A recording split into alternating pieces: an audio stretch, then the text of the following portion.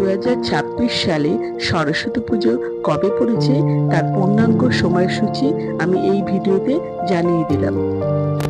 বন্ধুরা, তার আগে পরবর্তী ভিডিও পেতে চ্যানেলটাকে সাবস্ক্রাইব করে নেবেন আর ভিডিওটা লাইক শেয়ার করতে ভুলবেন না।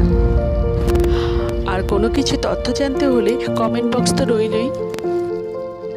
2026 সালে সরস্বতী পুজো পড়েছে ইংরেজি 23শে জানুয়ারি 2026 সাল, বাংলার 9ই মাঘ 1432 সাল শুক্রবার।